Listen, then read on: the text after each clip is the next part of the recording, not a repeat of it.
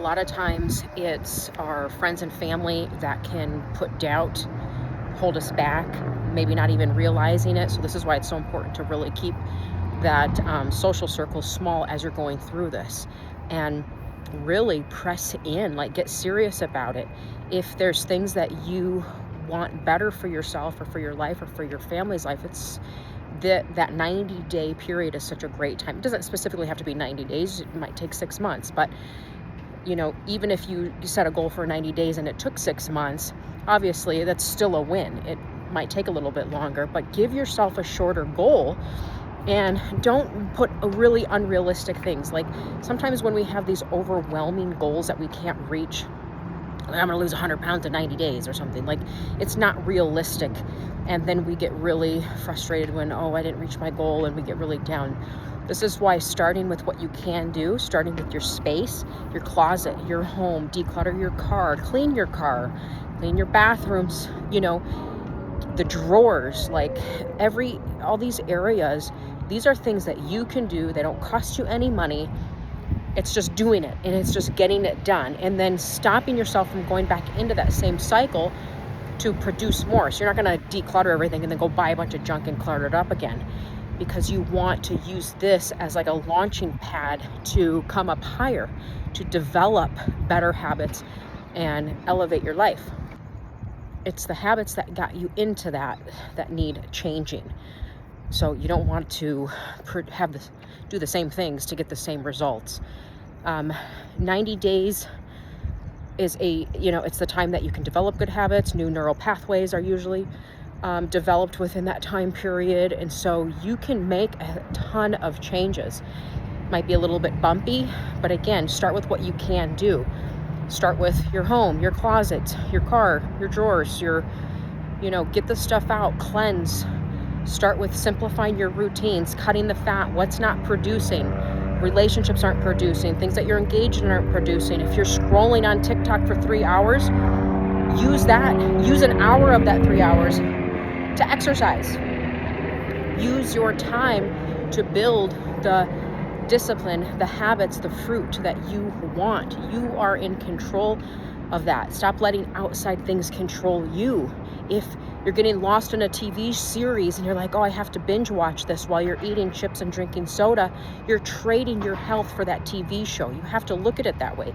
You're literally trading your life, the time, and your health for what you're consuming or watching. And it's so important to really get a grasp on that and say, whoa, I've just spent 3 months of my life that I'm never going to get back. I'm never going to be that age again, doing something that is not doing anything for my life. And remember, your kids are watching. They're watching how you handle situations. They're watching how you handle stress. They're watching how you live, the decisions that you make. They're watching how intentional you are. You are the example. Even your people around you, friends, family, everybody's watching. And you want to demonstrate with your life instead of spend the time speaking and telling them, you should do this and do that. Demonstrate with your life how to do it to those people around you that really need to be inspired to make those changes. And with your kids, so they can see, wow, my mom or my dad spends an hour in the gym every day. I see them walking. I see them eating healthy, because they're going to develop those types of habits as they grow up. And be okay with being disappointed in yourself sometimes. Like, use that disappointment of, wow, I've let this go for way too long, to really propel you and push you forward and change and make those changes. You might find yourself between old friends and new friends. A lot of times our old friends, they don't want you to change. Those are the ones that are actually probably more bothered by it, you changing, then you're like, why does this bother you so much? Why does me wanting to get better in life bother you so much? I mean, I had people mad at me, like, how dare you change your life and elevate your life and change, because they were so bothered by it, and it's like they got offended by it, like, well, you think you're better than me. And I had a friend tell me, well, your standards are just too high. Well, just because obviously they were comparing it with their own, maybe they didn't have those standards and they let things go that to me I wouldn't. But a lot of times they'll take it as an offense, and they'll tell you like you think you're too good for us now, or you're better than me now, or you think you're on your high horse or whatever. So you have to be willing. Not every friendship is to last a lifetime. I've developed some really close friendships recently, actually, that are stronger and more faith-filled than some of my old friendships. So you can't take everybody with you. Don't try to drag them all into your future. God has a race for you to run, and sometimes we're slowed down because we're trying to drag all these people from our past into our future, and they're not coming with. Not everybody was meant to come with you. They're not meant to be a part of that new season that you're going through, and that's okay. Don't feel bad. You're almost like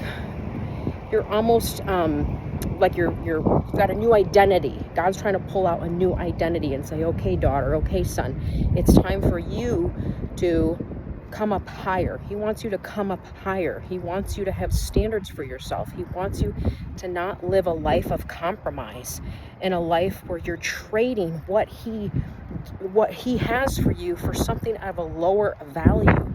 And that's really what it comes down to, is you're trading the most precious things, life, time, health, for things of lower value. These things that don't mean anything. You can't take them with your stuff, your TV shows, your overindulging in food, not having self-discipline. These are things that are wrecking you.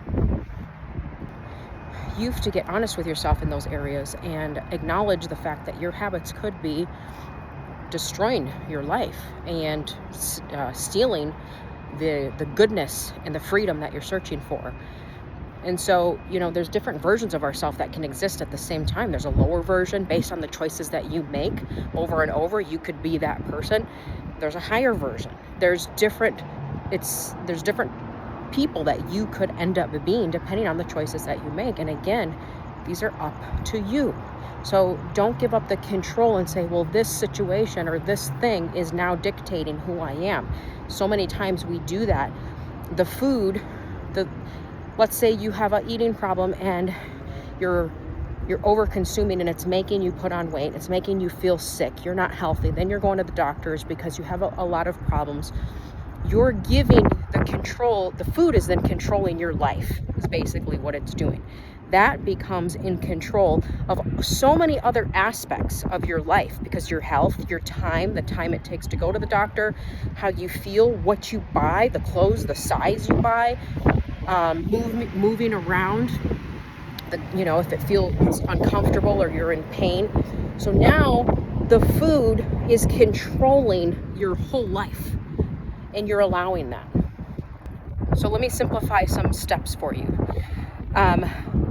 If you're just starting out and you're just coming across these videos and you're like, okay, I have no idea what to do, I always urge people to start with your space. It's the easiest place, the most tangible place to create a clutter-free home. And that could take a while, but that's really where you should start, the clutter-free home. And I'm not saying you have to be a minimalist. This is not talking about you having one chair in your living room and nothing else. I'm talking about the abundance of extra things that are creating clutter in our mind, creating anxiety, creating high cortisol levels, hormonal imbalances, frustration. A lot of that is triggered by the environment. So start there. Start and do what you can there. Closets, drawers, bedrooms, under the bed. What do you have? A storage bin full of stuff? Is your car a mess? And really try to get that under control first. Then you can start, once you kind of get that under control, start focusing on your health, simplifying what you eat. Don't try to do too many big things at one time, but simplify what you eat and how much you're eating. Take some time to look at the ingredients, what you're used to buying, make some healthier swaps, and then get that. So it's like these different phases that you're working with. Once you get the food, nutrition, maybe you need blood work, maybe you need to see if your hormones are out of whack, maybe your minerals are deficient. So you're getting that on a rhythm of, okay, I'm feeling good. My space is good. I'm feeling good. Once you do that, you can start saying, okay, well, how do I want to present myself to the world? How do I dress? How's my hair?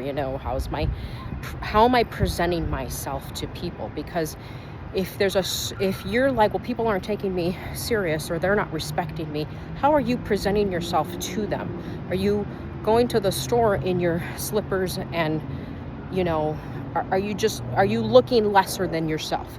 Could you elevate your style? So that would be like the third phase, which I'm actually wanting to enter into that a little bit, because I do neglect my hair and I do neglect my nails, and it's just life. But it is nice to present yourself in a nice way. So you're simplifying and elevating as you're going along, and doing things that are going to really just create this elevated version of yourself and lift your standards up a little bit. It might be uncomfortable because you're not going to be doing all the things that you used to do. I have to switch arm holds. So, for example, if you spend a lot of times in the thrift stores for no reason, not, if you're using it for a business, I know people that thrift and they use that for their staging business. That's different. But if you're wasting the time or spending the time browsing aisles of things that you don't need, you're not intentionally buying anything. You're just Target shopping clearance, and you're just home goods shopping more things that you don't need. During this 90-day transformation, or this period that you're going through, you're giving that up. You're giving up the lower versions of yourself during this time. You're clearing your calendar, and you're making space for the important things, the things that are going to transform your life, that are going to lift you up, that are going to change your families, the future of your family, the generation that's going after you. You're changing that. You're saying, this stops with me. I'm not allowing this anymore. So during that time, if you talk to your friend at 5 o'clock every day and you're gossiping to everybody at the same time every day, you're stopping that. You're no longer engaging in lower things that are not producing results. And maybe instead of the hour on the phone with that person talking about other people's problems, you're going for a walk instead, or you are using that time to declutter, or you're exercising. You're swapping these things. If you're constantly feeling like you are overwhelmed in life, chances are you're just doing too much. You have too much. So when we're trying to decorate our home with too much, it's overwhelming. When we are trying to accomplish too many things at one time, it's just too much. So you really have to purge your life. You have to declutter your life. You have to declutter what you're doing, your actions. You don't have to say yes to every invite and every opportunity because you feel obligated, or every birthday, everything, every party, every event, everything. You have to pause on those things as you're making these changes and prioritize what's important. And if you can pause on all of the unnecessary things and all of the things that aren't producing good fruit, and really use that time and energy on building these new habits and building this new version of yourself, you're going to just push yourself up. You're going to go so much farther quicker after that, because you're propelling yourself much quicker. So what used to take you 6 months, you'll probably be able to accomplish in a month. So now, what used to take me a week, I do in a day. I accomplish so much more than I ever used to, because I was involved in so many unnecessary, nonsense, frivolous things that was producing terrible fruit, and then I had to spend the time fixing that. For example, if you're a compulsive shopper and you're compulsively shopping without thinking, oh, I need this, I want that, I need this, I want that. I'm talking about intentional shopping and compulsive shopping are two different things. The compulsive is the one that is doing without thinking. You're just moving into action before you actually think about it. Most of the time you return, or you end up the next day. Let's say you're staying up at night and you're like, oh, I'm ready for bed, but I need to buy this because I'm scrolling before bed, which is the biggest no-no, because you're not really thinking clear. Then the next day you're like, oh, why did I buy that? And then you have to go return it. So you're giving yourself more to do. you're giving yourself more things to do because of those habits. So it's like doubling up on wasted time.